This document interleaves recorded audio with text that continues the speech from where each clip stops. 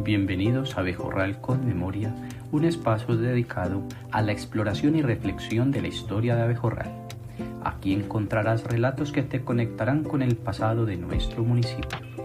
Hablaremos de los eventos que han moldeado nuestro presente. Cada podcast es una ventana a la identidad de Abejorral. Suscríbete y acompáñanos en este viaje por la memoria, en donde el pasado inspira nuestro compromiso con el futuro. Abejorral con Memoria, un podcast donde las voces de la historia cobran vida. Soy Jaime Andrés Vázquez Jaramillo, historiador y narrador comprometido con la investigación de la historia local. Nos embarcaremos en un viaje a través del tiempo.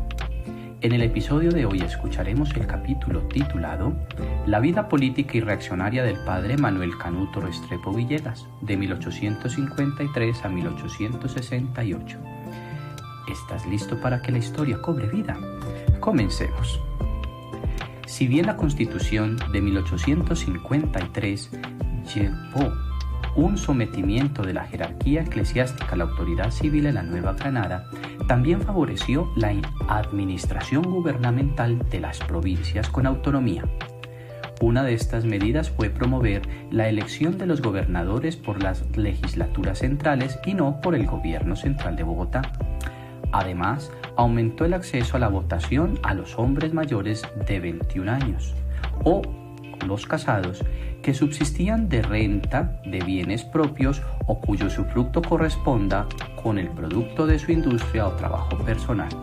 Así lo puntualiza el profesor Luis Javier Ortiz Mesa en Antioquia durante la Federación 1850-1885. La Constitución propició la descentralización política y administrativa, lo que favorecía que las provincias pudiesen controlar sus recursos y establecer políticas más consecuentes con las necesidades locales. Con miras a la autonomía política, la Constitución permitió que las provincias crearan sus propias constituciones. Estas medidas dieron como resultado el afianzamiento de la Federación en la Nueva Granada. En 1851, Antioquia se había dividido en tres prefecturas, la de Antioquia, Medellín y Córdoba, es decir, Río Negro. Abro comillas. Con base a estas normas, las tres provincias de Antioquia expidieron sus respectivas cartas constitucionales. Cierro comillas. Después del intento de crear un gobierno militar por la revolución de José María Melo y derrocado el nuevo Congreso aprobó la integración de la provincia de Antioquia en 1855. Abro comillas. En octubre, una nueva asamblea constituyente precedida otra vez por Mariano Ospina Rodríguez expidió entonces, el 28 de octubre de 1856, la primera constitución política del estado de Antioquia. El gobernador sería elegido popularmente para periodos de 4 años y no sería reelegido. A diferencia de lo fijado en 1855, tendría el derecho de nombrar y remover a los prefectos que gobernarían cada departamento y a los alcaldes municipales. Cierro comillas. Así lo referencia Luis Javier Ortiz. Todas estas medidas y la creación de una asamblea departamental fueron procesos constitutivos en la forma de establecer un gobierno provincial fuerte. Como parte de estos procesos, los hermanos Restrepo Villegas no fueron simples espectadores. Venancio, con una trayectoria política en Bogotá, se había avecindado en 1854 en Río Negro, donde regentó el Colegio de Varones. Además, fue en 2 oportunidades prefecto de la provincia de Córdoba. José de la Cruz y Manuel Canuto Restrepo fueron diputados a la Asamblea Constituyente de la provincia de Antioquia en el año 1856. Los hermanos Restrepo Villegas eran políticos activos. Venancio fue miembro de la Convención de Ibagué en 1854, diputado a la Asamblea de Cundinamarca. José de la Cruz fue secretario de Estado en 1856, y en 1858 asistió al Congreso como representante del estado de Antioquia y a mediados del año fue nuevamente secretario del estado de Antioquia. También fue prefecto del departamento del Sur, con Abejorral como capital en 1859. Se puede afirmar, sin miedo a exagerar, que la vocación sacerdotal de Manuel Canuto estaba en igual o mayor medida acompañada por la vocación política.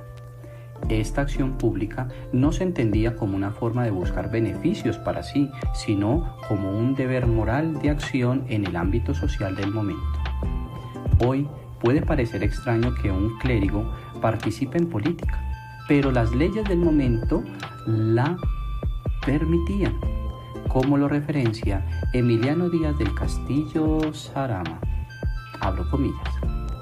El pueblo antioqueño, especialmente el que pudo conocerlo de cerca, lo quiso, lo admiró y lo escogió como su representante a la legislatura de Antioquia y lo envió como su vocero al Congreso. Hasta entonces se reconocía a los sacerdotes el derecho de elegir y ser elegidos.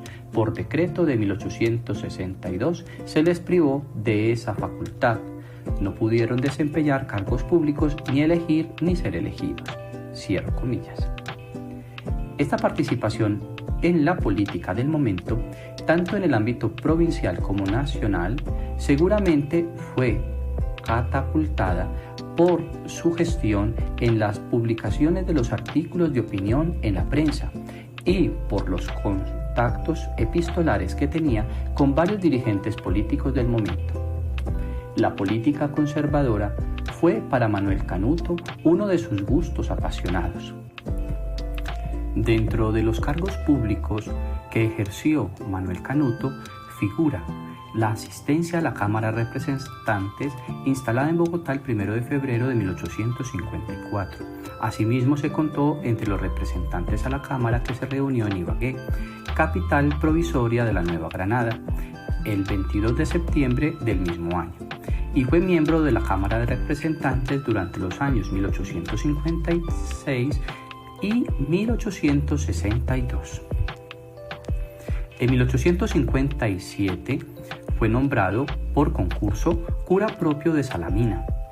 El canónigo Ulpiano Ramírez Urrea trae una parte del nombramiento del obispo Domingo Antonio Riaño, al cual seguramente pudo acceder en su momento, y dice: teniendo en cuenta la energía y decisión con que en varias ocasiones ha sostenido en los cuerpos legislativos la causa religiosa, el interés y el cumplimiento de su ministerio de sacerdote y párroco cuando se le ha confiado este cargo, el ahínco por la educación de la juventud y su conducta a toda prueba ejemplar. Así lo referencia en su texto Apuntes para la historia del clero y la persecución religiosa en 1887. Según la informa Pedro Pablo Ramírez, en gran parte su nombramiento en Salamina estuvo permeado por petición popular, abro comillas. Vuelta la sociedad a la calma después del desastre sufrido, el presbítero Restrepo obtuvo el curato en propiedad de Salamina de 1856 a 1869. Porque las señoras de esa sociedad católica y patriótica suplicaron fervientemente al ilustrísimo señor Riaño concediera ese delicado puesto al sacerdote sabio, abnegado y modesto, cierro comillas. La fama del padre Canuto lo hacía apetecible en los lugares de tradición conservadora. De 1859 a 1862 se desencadenó en la Confederación Granadina un levantamiento en contra del gobierno del presidente Mariano Espina Rodríguez, de marcado tinte centralista y conservador.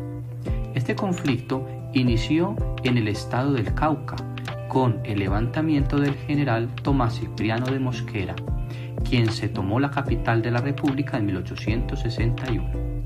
Antioquia se organizó para hacer frente al levantamiento del líder liberal. En ese momento, el Estado Federal de Antioquia abarcaba lo que posteriormente se llamaría el Gran Caldas. Las tropas conservadoras de Antioquia resistieron hasta el año de 1862, cuando capitularon ante el gobierno central, pero fueron castigados con varias medidas, como el alza de los impuestos y bloqueos comerciales, entre otros. En medio de esta realidad sociopolítica, el párroco Manuel Canuto no fue indiferente a estas efemérides y tomó partido en ellas, como lo presenta Guillermo Duque, abro comillas. Este sacerdote se separó varias veces de la parroquia para ir a ocupar un lugar en las altas corporaciones de la República. Estuvo ausente de junio de 1856 al mes de abril de 1857, de diciembre del año de 1860 a febrero de 1861 y de enero de 1862 al mes de junio del mismo año. Ejercieron en su reemplazo los presbíteros Lucas Arango, Nereo Medina, Joaquín Ignacio Naranjo y Braulio Gama, respectivamente. Cierro comillas. Pese a este ánimo y vocación política, Manuel Canuto también emprendió obras que ayudaran a mejorar las condiciones de Salamina, sobre todo en lo tocante a infraestructura. En Salamina empezó la construcción del antiguo cementerio y la recolección de los primeros fondos para la construcción del templo parroquial. Se preocupó mucho por la apertura de la vía por la que es la meseta de Herveo. Quedaba establecida la comunicación entre el sur de Antioquia y los departamentos de Tolima y Cundinamarca. Dentro del marco de la resistencia conservadora antioqueña, Salamina no fue la excepción en tomar las armas en el año de 1861. En la obra Salamina, de su historia y de sus costumbres, Juan Bautista López presenta los hechos acaecidos de la siguiente manera, abro comillas. El segundo hecho de armas ocurrió en territorio de Salamina. Lo originó la presión de los liberales que fueron remitidos a la ciudad de Manizales. La escolta conductora constaba de 60 hombres bien armados y estaban presidida por algunos señores y por el presbítero Manuel Canuto Restrepo. Los asaltantes eran 16 únicamente, pero aquella agrupación minúscula desplegó mucha audacia y arrojo y así logró amedrentar a los conservadores, que retrocedieron despavoridos, dejando a los presos en poder del señor Miguel María Calle. Los amotinados siguieron hasta el río San Lorenzo en persecución de los fugitivos que marchaban respectivamente hacia el norte, encabezados por el presbítero Restrepo, pero no pudieron alcanzarlos. Cierro comillas. Como aconteció otrora en su coadjutoría en Abejorral, el párroco Manuel Canuto no solo animó a tomar las armas, sino que fue artífice del enfrentamiento. Esta reacción bélica se dio por parte de algunos clérigos que, el 28 de septiembre de 1861, el presidente Tomás Cipriano de Mosquera decretó la atuición de cultos, es decir, la vigilancia del Estado en los actos cultuales para verificar que los clérigos no fueran contrarios a las ideas del liberalismo y no buscaran soliviantar al pueblo contra el poder gubernamental. Por otra parte, se había decretado la desamortización de manos muertas. En este caso, se afectaba el capital inmueble de la Iglesia. Con esta medida, el Estado buscaba redistribuir las propiedades y las tierras y, con la venta de estos bienes, aumentar el ingreso fiscal de la nación. Además, el gobierno buscó tomar el control sobre la educación pública y decretó la expulsión de los jesuitas del país. Guillermo Duque Botero trae como testimonio un documento de época que define que la participación de Canuto fue así, abro comillas, que el padre Manuel Canuto Restrepo presidía la escolta de los presos, cierro comillas. Manuel Canuto no se sometió a estas medidas políticas, como lo señala Luis Javier Ortiz.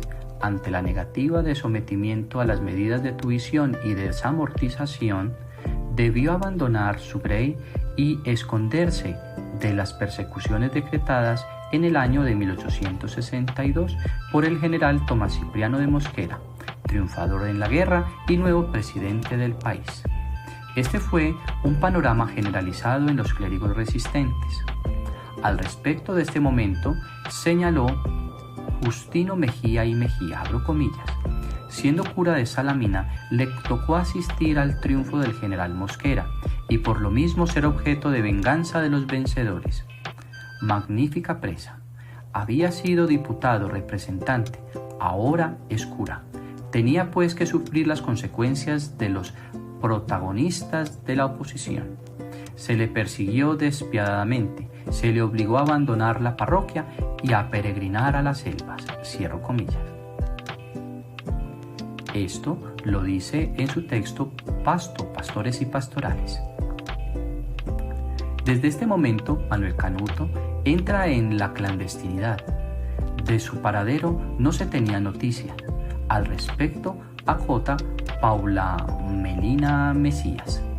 El gobierno liberal, mediante la ley del 23 de abril de 1863, obligó a los sacerdotes a jurar la Constitución y someterse a las leyes. Unos sacerdotes por miedo se sometieron a esta ley, pero otros se negaron a reconocer la Constitución liberal. Este fue el caso del padre Manuel Canuto Restrepo, quien argumentaba preferir luchar hasta el fin que someterse a un gobierno hereje. Así lo expresa en su trabajo Pensamiento político e ideológico del obispo Manuel Canuto Restrepo.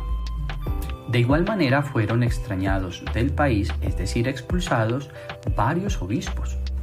En 1863 fue desterrado el señor obispo de Antioquia, Domingo Antonio Riaño, Monseñor Juan Manuel García Tejada, preconizado obispo de Pasto. Tuvo que huir a Guayaquil para ser allá consagrado. También en 1863 fueron expatriados los prelados Vicente Arbeláez y José Romero. El obispo de Antioquia, Domingo Antonio Riaño Martínez, murió en el destierro en Quito el 20 de julio de 1863. Este fue el último obispo que gobernó todo el estado de Antioquia en materia eclesiástica. De esta época de guerra se expresaba así Manuel Canuto Restrepo, abro comillas. Durante aquella revolución que consagrará en la historia una página de vergüenza y de ignominia a la memoria de los que la hicieron y la patrocinaron, yo procuré cumplir mi deber como mejor me pude en mi puesto de simple soldado en la milicia sacerdotal de Cristo. A la voz del error constante, yo con el acento de la verdad, a las tendencias del cisma oponía el gran principio de la unidad. A los sacerdotes que por la fragilidad humana se inclinaban a separarse del camino de la justicia, yo les recordaba la firmeza de los apóstoles, la fe de los mártires, la constancia de los confesores, la conciencia de los primeros cristianos y el honor que debe caracterizar a todo hombre de bien. Cierro comillas. Así lo expresa en su libro Viaje a Roma y a Jerusalén. Después de varios enfrentamientos en Antioquia y tras la muerte del gobernador Rafael María Giraldo, fue nombrado para este cargo el general Marcelino Vélez, quien firmó la capitulación con el gobierno nacional el 24 de octubre de 1862. Esto favoreció que los liberales tomaran el control del estado de Antioquia, como lo presenta Luis Javier Ortiz, abro comillas. A finales de octubre del mismo año, el general Mosquera se trasladó a Manizales y posteriormente a la población antioqueña de Río Negro, donde se reuniría una convención liberal que debería escribir una nueva constitución para Colombia. La Constitución de Río Negro, establecida el 8 de mayo de 1863, permitió varias reformas. Se le dio un nuevo nombre al país bajo el modelo federalista. Se designó Estados Unidos de Colombia, lo que legitimó las libertades individuales como de expresión, reunión, prensa y culto. Separó los tres poderes del Estado en ejecutivo, legislativo y judicial y decretó la manumisión de bienes de manos muertas, entre otras. Cierro comillas. Como medida, fue designado como presidente del estado de Antioquia el rionegrero Pascual Bravo, quien emprendió una reforma de la Constitución de Antioquia en concordancia con la Constitución Nacional. A finales del año de 1863, los conservadores antioqueños, con el apoyo de los clérigos, emprendieron una insurrección que terminó con el triunfo conservador en la batalla de Cascajo el 4 de enero de 1864, en donde fue asesinado Pascual Bravo. Heriberto Zapata Cuéncar referencia que el 17 de diciembre de 1863 el general José María Gutiérrez, alias Botella, con un grupo de revolucionarios conservadores, derrotó a la guarnición gubernista y se declaró en franca rebeldía contra el gobierno que precedía el joven Pascual Bravo. Cierro comillas. También José María era abejorraleño y en 1860 comandó las fuerzas del sur de Antioquia. En Manizales peleó contra Mosquera, en Cabullal contra Alzate y Payán. En los combates de Cascajo y Carolina sobresalió por su arrojo y valor. Así lo referencia el padre Julio César Jaramillo en su obra Apuntes para la historia de Abejorral. Así, en el triunfo conservador se estableció la presidencia de Pedro Justo Berrío de 1864 a 1873. Bajo su mandato se propició un protectorado al clero. Sobre la insurrección del año 63, Manuel Canuto lo presenta de la siguiente manera. Vino la funesta revolución de 1863, a inundar de sangre los campos de mi patria, a cambiar en doloroso llanto las inocentes alegrías del hogar doméstico, y a perseguir del modo más bárbaro y cruel, y en nombre del progreso y de la libertad, a la Iglesia Católica, a cuyos esfuerzos e influencia deben las naciones del Nuevo como del Viejo Mundo su libertad, su civilización y su grandeza. Cierro comillas. Así lo expresa en su libro Viaje de Roma a Jerusalén. Asimismo, Manuel Canuto dejó las memorias de su primer viaje a Europa en el libro de 624 páginas publicado en París, Francia, en la imprenta de Paul Dupont y compañía en el año de 1871, titulado Viaje a Roma y a Jerusalén.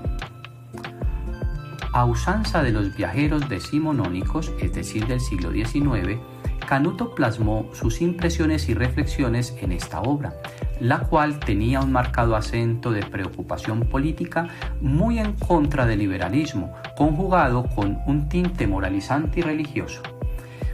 En esta obra se puede rastrear su pensamiento y los principios categóricos que lo regían. Canuto, gran opositor y objetivo político del liberalismo, después de que se establecieron garantías por parte del gobierno de Pedro Justo Berrío, sale a la luz pública. Manuel Canuto regresa a Abejorral. Abro comillas. Fue después de la Revolución Armada que se encontró triunfante cuando los verdugos echaban suerte sobre la túnica y se repartían entre sí los despojos de su víctima, que yo resolví llevar a efecto el pensamiento conocido de mis primeros años, de ir a visitar los santos lugares de Roma y Jerusalén. Emprendí pues mi viaje sin salud y sin recursos, porque todo lo había perdido por causa de la revolución. El lunes 8 de agosto del año del Señor de 1864 salí de Abejorral, ciudad de mi nacimiento, a las 6 de la mañana, con dirección a Europa y con ánimo decidido de visitar principalmente a Roma y a Jerusalén. Cierro comillas. Así lo expresa en esta obra. Manuel Canuto se embarca en nare rumbo a Cartagena, navegando por el río Magdalena en 1864. La obra Viaje a Roma y a Jerusalén está dividida en 11 partes, en las que narra todos los destinos que visitó en su viaje. En la primera parte narra su viaje de Abejorral a Roma. En la segunda parte describe la ciudad eterna y los santos lugares. En la tercera parte presenta el viaje de Roma a Jerusalén, saliendo de Nápoles a Jaffa. y su llegada a Jerusalén. La cuarta parte cuenta su peregrinación a los santos lugares de Jerusalén como el Santo Sepulcro, y en la quinta parte expone los alrededores de Jerusalén como Belén y Betania. En la sexta parte del libro muestra al lector su recorrido por Turquía y sus alrededores, como Egipto, Alejandría y el Cairo, a su regreso a Europa, y en la séptima parte relata su visita a Venecia, Padua, Verona, entre otros lugares. En la octava parte refiere su viaje a Loreto. En la novena parte comenta los contornos de Roma. En la décima parte explica las celebraciones religiosas en Roma y en la que fue testigo de los fuegos artificiales. Y en la última parte describe su regreso de Roma a Santa Marta. Su libro expresa el inmenso beneficio que significa para su vida este viaje con tinte de peregrinación, y así lo refería en su texto. Abro comillas. Muchos santos en todos los siglos desearon, sin poderlo conseguir jamás, visitar a Belén, orar en el monte Calvario y besar el sepulcro adorable del Redentor, y que, entendidas mi situación personal y las circunstancias que me rodeaban en aquella época, pareciera la persona menos llamada a llevar a cabo tan gloriosa empresa. ¿Cuántos millares de personas que no pueden recorrer las distancias que separan a Jerusalén de mi país tendrán con este libro un camino, por decirlo así, espiritual para trasladarse fácilmente con el pensamiento a los santos lugares? Cierro comillas. Al respecto de su regreso al país, referencia el mismo Canuto. Abro comillas. El 28 de agosto de 1868, a las 6 de la mañana, partí de Roma con dirección a París, al puerto de San Nazario, en donde iba a embarcarme el 8 de septiembre para regresar a mi país y al seno de mi familia, acompañado con los señores obispos doctores Vicente Arbeláez y José Romero, y con un hermano del señor Arbeláez. Era el día 14 de octubre de 1867, cuando después de una ausencia de 3 años, 2 meses y algunos días, Dios me concedió volver a entrar a las 4 de la tarde en mi pueblo, lugar de mi nacimiento, y verme en medio de mis hermanos y mis parientes y de las personas amigas de mi niñez y de mi juventud. Cierro comillas. En la primera página del libro, Manuel Canuto publicó una carta del marinillo Valerio Antonio Jiménez Hoyos, quien en el año 1863 era encargado del gobierno eclesiástico de Antioquia como vicario general. La carta fue escrita en Medellín el 11 de agosto de 1863 y al tenor dice, abro comillas: mi apreciado amigo, con que se ha resuelto usted a no darme el gusto de publicar su viaje a la Tierra Santa. Yo no me puedo conformar con esa resolución, y por lo mismo esta carta tiene el objeto, otra vez, para excitarlo, pues teniendo ahora usted que emprender su viaje a Europa, es la ocasión oportuna para hacerlo. Deme usted ese gusto, pues que esa clase de publicaciones aprovechan mucho al pueblo cristiano y, con especialidad, al de Antioquia, tan distinguido por su piedad. Cierro comillas. Con este gesto, Canuto demuestra que la publicación de su obra no es por vanidad, sino por amistad hacia quien era su superior inmediato en el momento. El 15 de agosto de 1869 escribe desde Abejorral esta misiva al obispo Valerio Antonio Jiménez, abro comillas: mi muy respetado señor y distinguido amigo, mi contestación a la amable carta de su señoría que antecede será la publicación que su señoría exige de mis viajes. Este humilde libro, que yo no pensaba publicar, será un pequeño recuerdo que consagro a la amistad de tantas personas que se han interesado en esta publicación, en la cual no busco otra cosa que en la instrucción religiosa de mi prójimo. Cierro comillas. Después de su regreso de Europa, Antioquia, ya bajo el protectorado del doctor Pedro Justo Berrío de 1864 a 1873, pudo configurarse Antioquia de una manera más sólida en materia eclesiástica. Muerto el obispo Riaño en el destierro, los vecinos y eclesiásticos de Medellín pidieron al Papa Pío IX el traslado de la sede episcopal de la ciudad de Antioquia a la ciudad de Medellín, ya que desde 1826 Medellín era capital de Antioquia. El 14 de febrero de 1868 fue designada Medellín como capital eclesiástica, pero se conservaría el nombre de Medellín y Antioquia. Fue designado como obispo el marinillo Valerio Antonio Jiménez el 13 de noviembre de 1868, quien fungía como vicario general, y su consagración fue en Bogotá. El 8 de diciembre fue inaugurada la diócesis de Medellín y Antioquia con el arribo del obispo Jiménez Hoyos. En esta oportunidad, el padre Canuto, abro comillas, presidió un sermón en la catedral, hoy Basílica Nuestra Señora de la Candelaria de Medellín, el día que se inauguró la diócesis de Medellín y Antioquia, el 8 de diciembre de 1868, que dejó muy alta su fama como orador sagrado, cierro comillas. Así lo designa el padre Ulpiano Ramírez Urrea en Apuntes para la Historia del Clero y la Persecución Religiosa de 1884. También es de anotar que Manuel Canuto firma los libros parroquiales de La Ceja el 5 de enero de 1868, pero las partidas 415 a 418 están elaboradas a nombre del padre Juan Pedro Marchetti, aunque firma Manuel Canuto. En adelante firma como el cura que suscribe hasta febrero de 1868. Estuvo por muy corto tiempo en dicho lugar, poblado por sus bisabuelos maternos, Felipe Villegas y Córdoba y María Manuela Londoño y Piedrahíta. En esta ocasión, reflexionamos sobre la vida política y reaccionaria del padre Manuel Canuto Restrepo Villegas de 1863 a 1868. Esto fue Abejorral con Memoria, para una identidad comprometida.